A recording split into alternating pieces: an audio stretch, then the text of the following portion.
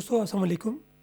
میں آپ کو علامہ اقبال اوپن یونیورسٹی کے پلیٹ فارم پر بی ایس اردو کے حوالے سے اردو افسانے کی گفتگو کے لیے خوش آمدید کہتا ہوں اور سلام پیش کرتا ہوں. اور آپ جانتے ہیں کہ یہ جو ہمارا گفتگو کا سلسلہ ہے اس میں ہم اہل علم و دانش کو بلاتے ہیں اردو افسانے اردو کہانی پر گفتگو کرنے کے لیے مختلف زاویوں سے مختلف حوالوں سے.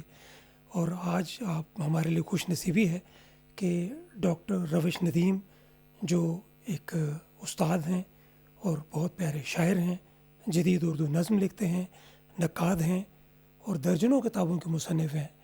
ہم آج ان سے سیکھیں گے کہ ہمارا اردو افسانہ جو ہے وہ اس کے حوالے سے گفتگو ہوگی اور منٹو کا جو نیا قانون ہے اس پر ہم گفتگو کریں گے.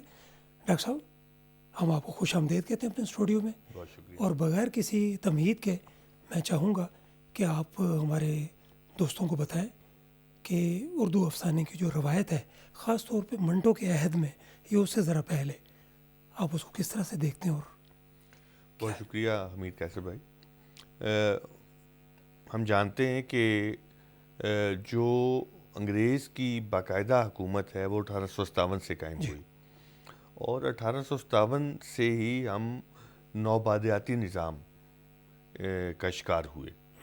گویا انگریز کی جو حکومت تھی وہ نوبادیاتی نظام کا حصہ تھی. بالکل اس کے تحت جو پہلی نسل سامنے آئی وہ سر سید احمد خان اور اس کے رفقا کار کی. اب یہ وہ ہمارے پہلے جدید اذہان تھے جنہوں نے جدید دور کے حوالے سے ہماری فکری رہنمائی کی اور ہمیں نئے تصورات سے آشنا کیا.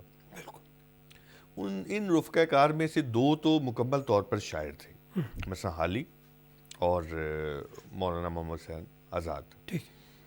اور اس کے بعد خود سر سید جو تھے وہ ایک سماجی دانشور تھے، تخلیقی آدمی اس طرح سے نہیں تھے. گو انہوں نے اس دور میں کچھ انشائیے لکھے جن کو بعد مضامین لکھے. مضمون نگاری کا آغاز انہیں سے ہوتا ہے اور جن کو ہم بعد میں انشائیے بھی کہا گیا. ان کی کچھ جن کے اندر تخلیقی رو بہت مضبوط تھی. جبکہ شبلی جو تھے وہ ان کا تعلق تاریخ سے تھا اور وہ مذہبی عالم تھے. مذہبی عالم تو سر سید بھی تھے لیکن یہ ہے کہ انہوں نے اپنی ایک کایا کلپ ایک اور انداز میں کی. بالکل حیرت انگیز ان کا کردار ڈیفرنٹ ہے. اچھا، اب ہماری اس نسل نے انٹروڈیوس کروایا جو ہمارے قرون وسطیٰ کا جو ادب تھا اردو کا، جسے ہم کلاسیکی ادب کہتے ہیں، اس کے رد عمل میں ماڈرن جو تھا ادب، اس سے جو یورپی ادب تھا اس سے آشنا کروایا. ان کی جو حیتیں تھیں، ان کی جو اصناف تھی، مثلا ڈرامہ، مثلا آٹو بایوگرافی جسے سوانح عمری، خود نوشت، تاریخ، تنقید، نظم، ناول، یہ ساری چیزیں انٹروڈیوس کروائیں. تو سب سے پہلی جو کہانیاں یہاں پہ، ایک تو روایت داستان کی تو ہمارے یہاں چل ہی رہی تھی، وہ کسی نہ کسی انداز میں موجود تھی، نثر کی صورت میں بھی، مثنویوں کی صورت میں بھی. لیکن محمد حسین آزاد جو ہیں انہوں نے تاریخ بھی لکھی اور اس میں بھی ایک ٹچ کسی نہ کسی طرح سے اپنے تخلیقی انداز کا دینے کی کوشش کی. اور اس کے علاوہ مضمون نگاری کا ہمارے یہاں آغاز ہوا جو کہ سر سید نے کیا، اور اس میں بھی کردار نگاری کی بعض جگہ پہ شکلیں موجود ہیں. اور اسی طریقے سے محمد حسین آزاد نے جو انشائیے لکھے اس کے اندر بھی تخلیقی رو بھی موجود تھی اور کریکٹرز بھی بنائے اور بعض چیزوں کی تجسیم بھی کی انہوں نے. پھر شبلی نے جو تواریخ لکھی اس کے اندر بھی المامون ہے یا الفاروق ہے، وہ بھی ایک شخصیت کے حوالے سے. تو یہ ایک بیک گراؤنڈ ہے جو ہمارے فکشن کا بننا شروع ہوا. نذیر احمد نے ناول لکھے، آپ جانتے ہیں. تو ان سے جو اگلی نسل آئی وہ اس سے ایک قدم آگے بڑھی، اور خاص طور پہ 20ویں صدی کی جو پہلی دہائی ہے اس میں دو اہم شخصیات سامنے آئیں، جن میں سے ایک تو پریم چند تھے اور دوسرے جو تھے ہمارے سجاد حضرت یلدرم. اچھا، ان دونوں کے یہاں اپنے اپنے ٹرینڈ تھے. یلدرم جو ہے اس دور میں اسٹیبلشمنٹ کا حصہ یوں تھے کہ وہ سرکاری ملازم تھے اور بہت اعلیٰ عہدے پر تھے، اور ترکی میں بھی وہ رہے. تو ان کے ہاں ان کی جو آسودگی تھی اس نے جو بغاوت کی اور جدیدیت کی جس لہر کو اپنایا اس کو ہم رومانویت کہتے ہیں. اور انہوں نے ایک نئے انداز میں اپنے خوابوں کو پیش بھی کیا، اور اس میں سماج کی جو شکلیں ان کے آدرشوں میں شامل تھیں وہ ہمارے سامنے آئیں. مثلا ٹرکی کو انہوں نے اپنی خوابوں کی سرزمین بنا کر، اور اس میں جو رومانٹسزم کے تحت جو فیمیل کریکٹرز ابھارے، اور وہ جو ہیں وہ اس حوالے سے بڑے شاندار ہیں. بالکل صحیح. اور اس کے پیرالل، اس کے متوازی، پریم چند نے، جو کہ ظاہر ہے کہ نچلی کلاسوں سے تعلق رکھتے تھے، یا یہ کہ مڈل کلاس کی نچلی کلاسوں سے، تو انہوں نے، ان کے ہاں شعور کی جو سطح آئی وہ رومانٹسزم کے مقابلے میں ریئلزم کی آئی، جس کو ہم حقیقت نگاری کہتے ہیں. بالکل. تو ریئلزم کے تحت وہ عام لوگوں کے جو مسائل ہیں، ان کی جو تصویر کشی ہے، ان کے جو رویے ہیں، ان کی کیفیات اور ان کے تصورات، یہ سارے انہوں نے پیش کیے. تو یہ دونوں چیزیں ہمارے سامنے پہلی صدی میں سامنے آنا شروع ہوئی. بالکل ٹھیک. اچھا، اس کے یہ ہوا کہ یلدرم سے رومانوی تحریک کا آغاز ہوا، اور اس میں نیاز فتح پوری تک اور دیگر لوگوں تک رومانوی جو نقطہ نظر ہے وہ سامنے آیا. اچھا، یہ رومانویت جو ہے ایک خاص طرح کا آئیڈیلزم ابھارتی ہے کہ جو ہمارے آدرشوں کو، خواہشوں کو، ہمارے خوابوں کو ایک حسن پسندی کی جگہ پر، جمالیات کی سطح پر ایک خاص شکل دیتا ہے. اس سے ہم یہ ہے کہ اپنے جو خوابوں کی دنیائیں ہیں ان کو صفحہ کرتاس پر منتقل کرتے ہیں. اس میں جذبہ اہم ہوتا ہے اور اس میں حسن اہم ہوتا ہے.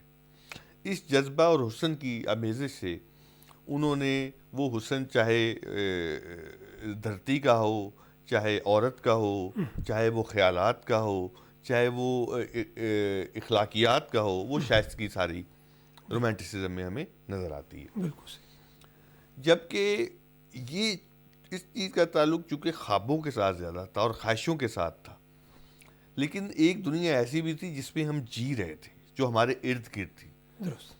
اس کی نمائندگی جو ہے وہ پریم چند نے کی. ٹھیک. اور اس میں انہوں نے بتایا کہ ہمارے ارد گرد کیا ہے. اور ظاہر ہے کہ انگریز کی غلامی اور اس کا استحصال، اور اسی دور کی پھیلی ہوئی غربت اور افلاس اور بیماری اور محرومیاں، اور ہماری جو عام شخص کی کا جو جبر ہے، اس سے پیدا ہونے والا جو صورتحال ہے، انہوں نے وہ ساری کی ساری پینٹ کی. تو یہ دو روئیں ساتھ ساتھ چلتی رہی. یہ ایک جگہ پر جا کر اکٹھی ہوئی. وہ جگہ تھی جس کو ہم ترقی پسند افسانہ کہتے ہیں. اس کی پہلی شکل انگارے کی صورت میں ابھری، اور جس پر بیل لگا دیا گیا، اور کیونکہ وہ ناقابل برداشت تھا. اور اس میں یہ ہوا کہ مصنف کی جو احتجاجی لہر تھی، جو ریئلزم سے ٹکرا کر ابھری تھی، وہ بہت شدید تھی. اور اس نے افسانے کو ایک ایسا رخ دیا کہ جو خود پریم چند کے ہاں بھی اس طرح سے نہیں تھا، کیونکہ پریم چند کا ابتدائی جو عہد ہے وہ خود رومانٹسزم کا عہد ہے. بالکل. لیکن وہ یہ ہے کہ اس میں وہ اندیکھی سرزمینوں کی طرف نہیں جاتا ہے، بلکہ وہ اپنے ایسے خوابوں کی طرف جاتا ہے جو دھرتی کے ساتھ جڑے ہوئے ہیں. بالکل صحیح. لیکن یہ ہوا کہ یہ دونوں لہریں جو ہیں انجمن ترقی پسند مصنفین کی قیام کے ساتھ ہی ایک جگہ پر آمیخت ہو جاتی. مثلا مصنف خود جو ہے، جو خواب لے کے آتا ہے، اسے ریئلزم سے جوڑ کے پیش کرتا ہے، یا اس کا ریئلزم جو ہے اس کے جس خوابوں کو ابھارتا ہے وہ سامنے آتے ہیں. مثلا ہمارا ترقی پسند جو ہے ایک اچھے اور نئے اور اعلیٰ انسان کی تشکیل کا خواب دیکھتا ہے, بالکل ٹھیک. اور اسی طریقے سے ایک نئے معاشرے کا بھی خواب دیکھتا ہے. صحیح. پھر وہ انگریزوں سے آزادی کا بھی خواب دیکھتا ہے. تو گویا 3 طرح کی چیزیں ہمارے سامنے آتی ہیں. نمبر 1 نیا انسان, نیا سماج اور آزادی. ان تینوں نے مل کر ایک خاص طرح کا رومانس بھی پیدا کیا اور اسے ریئلزم کے ساتھ جوڑ کر بھی دیکھا. صحیح. یہاں سے ہم 1936 کے راؤنڈ اباؤٹ میں ہم انجمن ترقی پسند مصنفین کے تھرو ترقی پسند ادب میں داخل ہو جاتے ہیں. اس سے پہلے جو ہے وہ روس کا انقلاب آ چکا تھا, اس نے ویسے ہی ایک نئی امید دلا دی تھی, اور یہ تاریخ میں پہلی دفعہ ہوا تھا کہ عام غریب طبقے جو ہیں, مزدور ہیں, کسان ہیں, جن کی کبھی بھی حکومتیں نہیں بنی, جو کبھی بھی اپنی سلطنتیں قائم نہیں کر سکے, بلکہ ہمیشہ غربت کا, افلاس کا, جبر کا, ظلم کا شکار رہے, انہوں نے پہلی دفعہ روس میں حکومت قائم کی. تو اس سے یہ ہوا کہ پورا جو ہمارا زمینی سیارہ ہے متاثر ہوا, کیونکہ اس وقت انگریزوں کی حکومت تھی جس میں کبھی سورج ڈوبتے نہیں تھا. تو گویا آدھی سے زیادہ دنیا جو ہے وہ تو انگریز کی غلامی میں تھی. تو وہاں پر جو ہے روسی اشتراکی انقلاب نے ایک نیا جذبہ دیا, کیونکہ سر سید کے بعد کی جو نئی نسل ہے ان کے ہاں انگریز کے خلاف جو تحریکیں ہیں آزادی کی اور اس کے ساتھ ساتھ انقلاب کی وہ شروع ہو چکی تھی. مثلا 1912 کے راؤنڈ اباؤٹ غدر کی تحریک موجود تھی. اسی طرح 1920 میں کمیونسٹ پارٹی بھی بن گئی تھی. تو 36 تک آتے آتے یہ سارے رجحانات بہت پنپ چکے تھے. خود کانگریس جو ہے اس کی جو آزادی کی جو مطالبات تھے وہ بہت آگے تک جا چکے تھے. بالکل ٹھیک. اور پھر 1920-22 کے راؤنڈ اباؤٹ میں وہ یہ بھی آپ جانتے ہیں کہ تحریک خلافت کی صورت میں ایک بڑا جوش آ چکا تھا یہاں کے مسلمانوں میں خاص طور پہ بھی, اور خود کانگریس بھی مسلمانوں کے ساتھ بہت اچھے طریقے سے ہم آہنگ ہو چکی تھی. پھر ایک اور بات کہ جو پہلی جنگ عظیم ہے اس کے اثرات بذات خود غربت کی, مہنگائی کی, بے روزگاری کی صورت میں بھی آئے اور جبری بھرتی کی صورت میں بھی آ چکے تھے. بالکل ٹھیک ہے. ان سب نے یہ وہ سارا ماحول ہے جو منٹو کو ورثے میں ملا, اور اس سارے ماحول نے منٹو کو بنایا. بالکل ڈاکٹر صاحب, جب آپ یہ 1936 کا ذکر کر رہے تھے میں نے کہا دیکھیں کہ بالکل نیچرل ایک سلسلہ ہے, اور اس میں دیکھیں کہ وہ جو ہم آج کا جو ہمارا افسانہ جس پہ ہم نے بات کرنی وہ نیا قانون ہے منٹو کا. وہ راؤنڈ میرا خیال ہے کہ 1935 کے لگ بھگ وہ یہ لکھا گیا ہے. جی ایسے ہی. تو اس میں آپ دیکھیں کہ وہ سارے شیڈز موجود ہیں جو آپ نے فرمائے ہیں, اور اس میں سارے ہم ڈسکس کر رہے ہیں. تو ڈاکٹر صاحب منٹو ہم اس کو اب اگر ہم بات کریں منٹو پہ, منٹو کی اور کہانیاں بھی ہیں, منٹو کے ایسے افسانے زیادہ ہیں جن پر لوگوں نے اعتراض ہی کیا ہے کہ وہ دور ایسا تھا کہ کیونکہ منٹو بالکل نئی ایک بات کر رہے تھے, نئے جذبے سے کر رہے تھے, تو زیادہ لاؤڈلی کر رہے تھے, اس لیے شاید اس پہ اعتراض بھی ہوا. تو آپ اس کو کس طرح سے دیکھتے ہیں؟ دیکھیے ایک چیز تو یہ ہے کہ جب ہمارے ہاں افسانہ لکھا گیا جو ریئلزم کا افسانہ تھا, ریئلزم کے جو اثرات ہیں وہ 20ویں صدی کے آغاز میں ہی آنا شروع ہو گئے. اچھا ریئلزم کیا ہے؟ ریئلزم یہ ہے کہ آپ اپنے ارد گرد کی دنیا کو کیمرے کی آنکھ سے دیکھیں. اچھا کیمرہ کیا کرتا ہے؟ وہ ایز اٹ از پیش کرتا ہے. وہ پینٹر سے مختلف ہوتا ہے. پینٹر تو اس میں اپنی پسند کا رنگ بھر لے گا, تھوڑا سا ٹچ ایسا دے دے گا, لیکن فوٹو ایسے نہیں کرتی. فوٹو جو ہوتی ہے نیگیٹو پہ آتی ہے وہی آتی ہے. تو یہ ریئلزم کی چیز آئی. اس ریئلزم کے تحت خود بہت افسانے کے آغاز میں ہی پریم چند کے اوپر پابندیاں لگی. افسانہ لکھا پابندی, بالکل ٹھیک. پھر انگارے آیا, افسانے 5-6 لوگوں نے لکھے پابندی. تو اس کا مطلب ہے کہ افسانے کی جو ریئلزم کی تحریک تھی یا افسانے کا جو حقیقت پسندانہ رجحان تھا وہ اپنے آغاز میں ہی اپنی بغاوت اپنے احتجاج کی وجہ سے وہ اتنا شدید تھا, اتنا گرم تھا, اور کہ اس نے لوگوں کے ساتھ اپنے آپ کو جوڑ لیا. زمین ہموار ملی نا, زمین ہموار مسائل سامنے تھے, جی ہاں. جو جیسی تصویر تھی لکھنے والے نے اس کو پرنٹ کرنے کی کوشش تو کی. اس دور کی جو اسٹیبلشمنٹ ہے وہ اسے برداشت نہیں کر پائی. یہی وجہ ہے کہ منٹو تک آتے آتے صورتحال کچھ اب ایسی تھی کہ یہ جو ہے حقیقت پسندی جس کو ہم ریئلزم کہتے ہیں وہ نیچرل پسندی میں ڈال گئی. نیچرلزم حقیقت پسندی کی بھی ہائر فارم ہے جس کو فطرت پسندی کہتے ہیں, as it is, photographic realism جس کو بولتے ہیں. اچھا, اس میں یہ ہوا کہ جو اشتراکی تحریک تھی, نئے انسان کی تحریک تھی, نئے سماج کی جو تحریک تھی, اس میں یہ تھا کہ جو پسے ہوئے طبقات ہیں ان کی تصویر کشی کرنی. اب منٹو نے یہ کیا کہ اس نے سب سے نچلا طبقہ لیا اور نچلے طبقے میں سے بھی سب سے مظلوم طبقہ اس نے لیا جو کہ عورت تھا.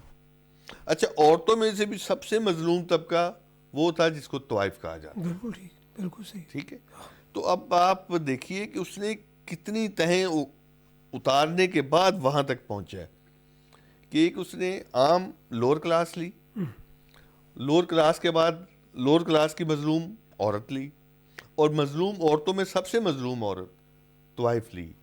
ایک تو وہ طوائف جو ہے جو مجبور ہوئی ہے اپنی جسم فروشی کے لیے اپنی غربت کے باعث, اور اس غربت اور اپنی طوائفیت کے باعث وہ راندہ درگاہ ہوئی ہے.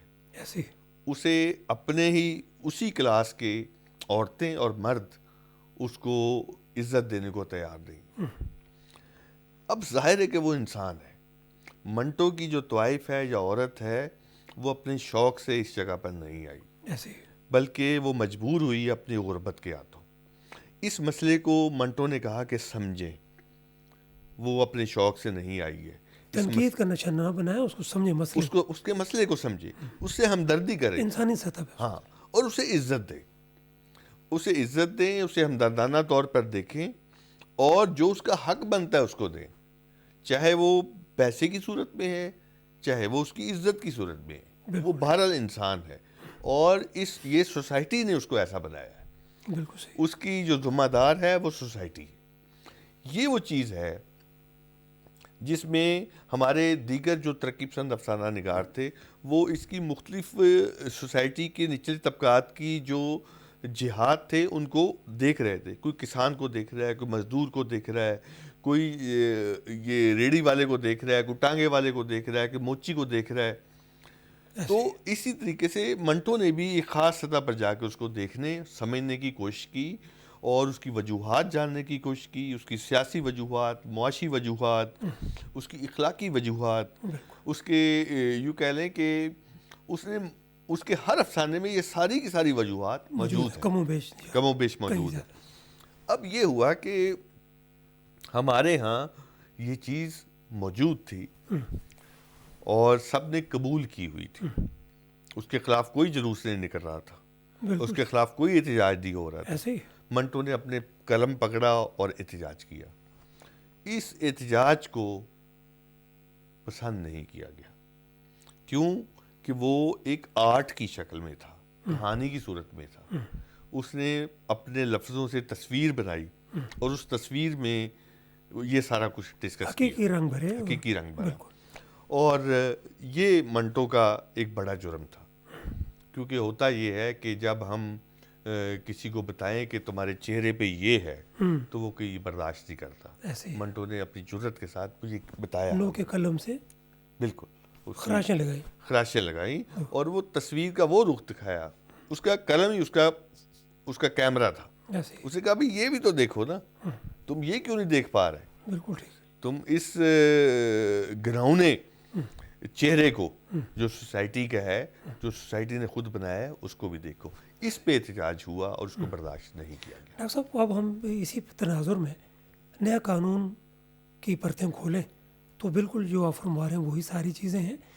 چیزیں ہر افسانے میں اینگل ذرا سے مختلف، کیمرے بدلتا رہتا ہے. جیسے آپ نے کہا نا منٹو کیمرے بدل بدل کے دکھاتا ہے، زاویے بدل بدل کے. کچھ چیزوں کو بہت زیادہ واضح ہو جاتی ہیں، کچھ ڈیفیوز ہو جاتی ہیں، مگر وہ کوشش یہ ہوتی ہے کہ زیادہ سے زیادہ جس مسئلے کو وہ دکھانا چاہ رہا ہے وہ دکھائے ایسے ہی تاکہ عام آدمی دیکھے. تو آپ ذرا اس پہ بات کیجئے کہ نیا قانون جو ہے وہ ہمیں تو آج بھی وہی نظر آتا ہے ڈاکٹر صاحب. ایسے ہی بالکل ایسے نیا ہی قانون ہے، بالکل ایسے عام ہی. آدمی آج بھی مسائل کا شکار ہے. دیکھیے یہ اس کے ان افسانوں میں شمار، ان افسانوں میں اعلیٰ ترین شمار ہوتا ہے جس میں سیاسی مسئلہ حاوی ہے. جی یہ چیز ذہن میں رکھیے کہ منٹو جب لکھ رہا تھا تو برٹش گورنمنٹ کے ہم قبضے میں تھے، اور برٹش گورنمنٹ پوری اس زمین سیارے پر سب سے زیادہ طاقتور تھی. ایسے ہی قومیں اس کے آگے جو ہے وہ بول نہیں سکتی تھی، سرنگوں تھی. سرنگوں تھی، اور اس نے یوں اپنی گرفت میں لیا ہوا تھا. وہاں منٹو بیٹھ کے ان کی سیاست پر انگلی اٹھاتا ہے. بالکل ٹھیک. یہ اہم بات ہے. اس کا ہیرو نہ شہزادہ ہے، نہ بادشاہ ہے، نہ سیٹھ ہے، نہ کوئی انگریز ہے. اس کا جو ہیرو ہے ان پڑھ کوچوان ہے. ان پڑھ ٹانگے والا کوچوان ہے. یہ سب اس کی اہم خصوصیت ہے.